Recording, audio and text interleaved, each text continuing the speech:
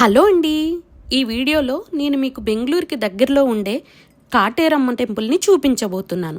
ఈ టెంపుల్లో సతీదేవి పాదాలు పడ్డాయని నమ్ముతారు. అందుకే ఈ అమ్మను కాటేరమ్మ అని పిలుస్తారు.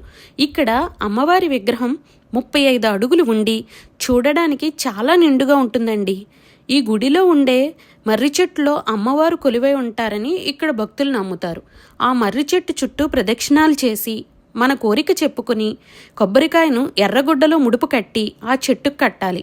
ఇలా చేసి ఆ అమ్మను 9 వారాలు దర్శించుకుంటే వాళ్ళ కోరిక తప్పకుండా నెరవేరుతుందని, అలాగే ఎలాంటి ఆరోగ్య సమస్యలు ఉన్నా తొలగిపోతాయని భక్తుల విశ్వాసం. మంగళవారం, శుక్రవారం, అమావాస్య, పౌర్ణమి రోజుల్లో ఈ అమ్మకు ప్రత్యేక పూజలు జరుగుతాయంటండి.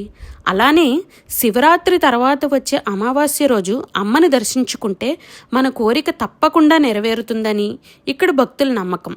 ఇంకా ఇక్కడ మనకి ఎలాంటి దిష్టి దోషాలు ఉన్నా అవి తొలగిపోవటానికి నిమ్మకాయతో దిష్టి తీస్తారు. మనం ఏదైనా కోరికని ఒక కాయిన్ని గోడకి పెడితే అది కానీ అంటుకుంటే ఆ కోరిక తప్పకుండా నెరవేరుతుందని నమ్ముతారు. ఇక్కడ ప్రతినిత్యం అన్నదానం కూడా జరుగుతుందండి. మీరు కూడా ఆ అమ్మవారిని దర్శించుకుని ఆవిడ ఆశీస్సులు పొందాలని కోరుకుంటున్నాను. ఇలాంటి ఇన్ఫర్మేటివ్ కంటెంట్ కోసం నా ఛానల్ని సబ్స్క్రైబ్ చేసుకోవడం మర్చిపోకండి. Thank you.